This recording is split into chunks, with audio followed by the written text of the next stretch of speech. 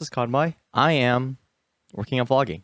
I want to chronicle moments that are kind of interesting in the gaming environment as far as I'm concerned, because I get excited about kind of odd, tiny things here and there. So the first topic I want to really press on is surprisingly not Soul Calibur. Although, obviously you can tell I'm wearing Soul Calibur gear. Actually, I really want to talk about Genshin Impact.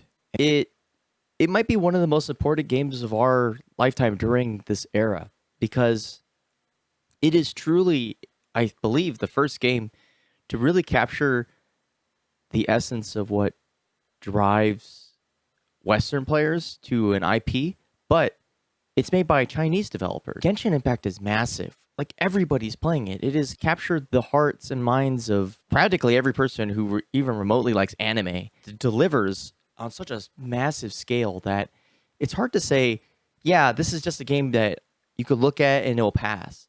For the first time, players can really come to look forward to and be excited about Chinese IPs, as opposed to kind of just putting them aside as these weird gacha games that, plague Facebook. Like, heck, I think of like Evony or something like that. Like, I always associated that game with like not good quality. Had this prejudice, I guess.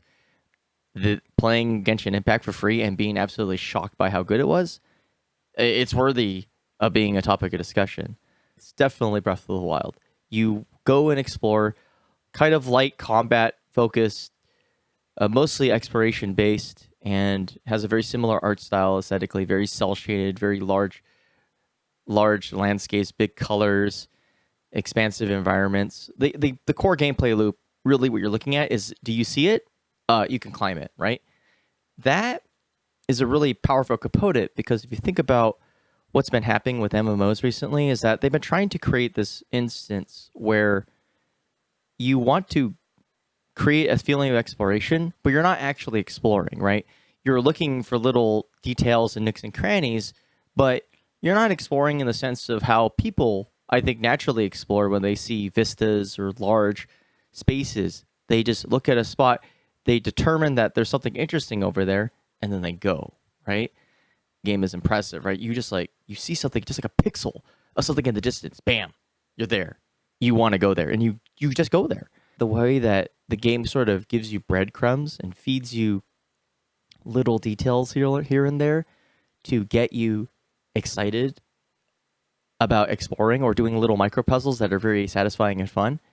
That's sweet, right? You get sidetracked, you do something else. And that makes a great game, because on top of all this, you have the shell of what is basically a pure gacha game, which is you roll for characters. You're not really building your identity based off of character customization. You are building an identity based off of partially luck, but also commitment to your composition.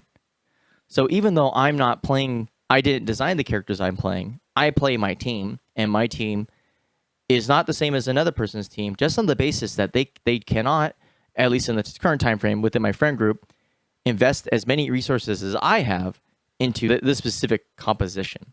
That's important, because like, you're building an RPG team rather than building an avatar of yourself or something that you want to express yourself as. And that's just a good formula, because all the elements inside of gacha really push towards this idea of recyclability. Even if you pull pulls that you don't like, at baseline worst, right?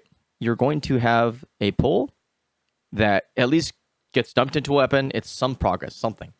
Like, you're building an RPG team rather than building an avatar of yourself or something that you want to express yourself as. And that's just a good formula, because all the elements inside of gacha really push towards this idea of recyclability.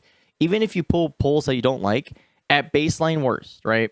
You're going to have a pull that at least gets dumped into a weapon. It's some progress, something.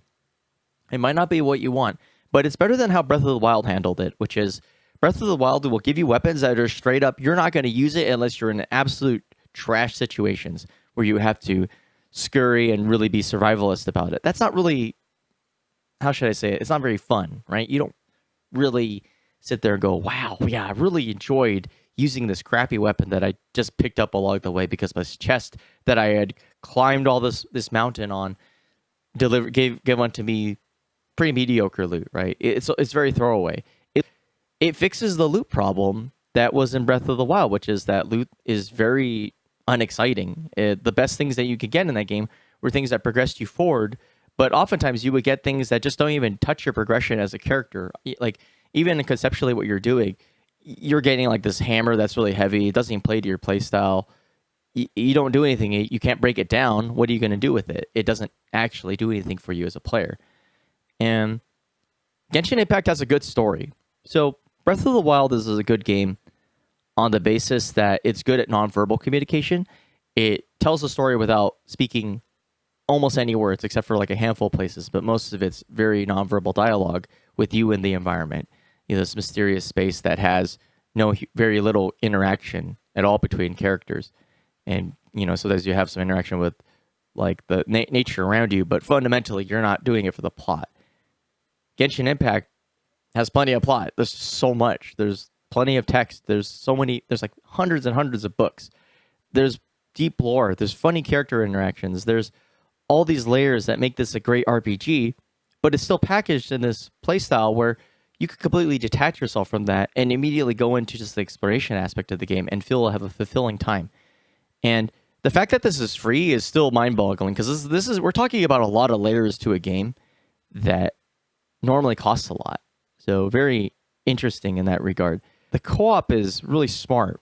So the reason why this is important to this game is that in order for them to really validate the idea that you're investing, you have to have some sort of social connection. And while there's some games modernly that are a little bit, how should I say this, they're good at being single-player experiences, you kind of gather around it. Genshin Impact needs to have a very active and very explosive fan base to fund its business model, which is people have to continuously roll over and over. They have to feel the pressure, the compulsion, the desire to create a social interaction with basically just dumb luck, right? Why does this work in this game? Well, I initially thought it would destroy the game, just on the basis that it's a single-player RPG. Your power level is invalidated by other players who have better luck than you or just more money to throw at the game. But it works opposite because you start building these team compositions that are just like yours. You feel like you made them rather than for you. Because even if you like straight up just decide to say, hey, I'm going to follow the meta of whatever I read on Reddit or something, you still have to invest in, you have to do active actions to do so, to build your identity as somebody who follows the meta. And then at some point, you're probably going to get into a situation where you don't get everything you want, and you have to improvise and compromise, and then your team kind of mutates into something that is uniquely yours, at least amongst your friend group. Now, obviously, if you took a look at the entire player base, you're going to see some trends. Like, for example, most heavy DPS comps aren't going to be like saying, hey, let me use Amber because Amber isn't that good in that situation. She's good at exploration, but not good at that part of the game. But if you need another fire character and you don't get lucky rolls, sometimes you have to settle with Amber so that you create a new class identity.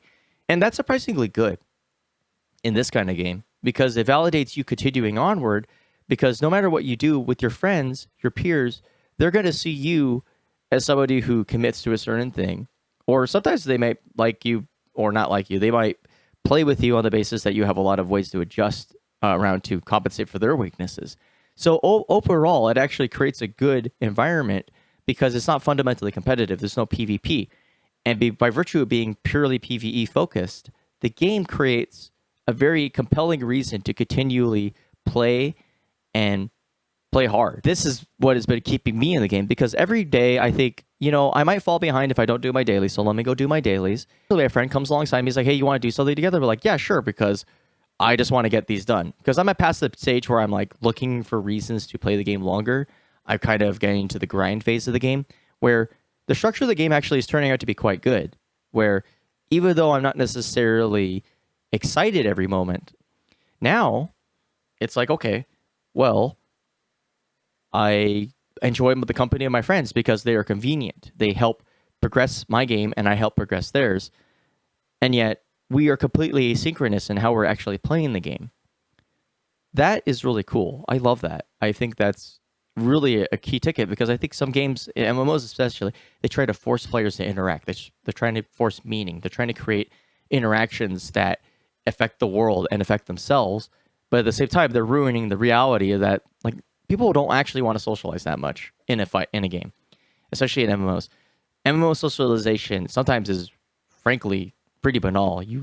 You ask for goods. You don't really interact.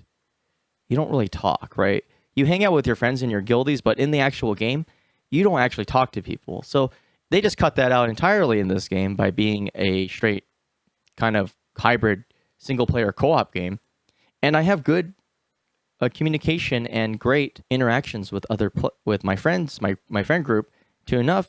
It's enough to where I just keep playing. I just like enjoy the feeling of we're all kind of working towards the same goal, even if it's like our goals are really disparate. The fact is, the game isn't forcing me to choose this goal. The goal is very much my decision, and my decision is to play a certain comp. We do the stuff that we can't do by ourselves lonesome.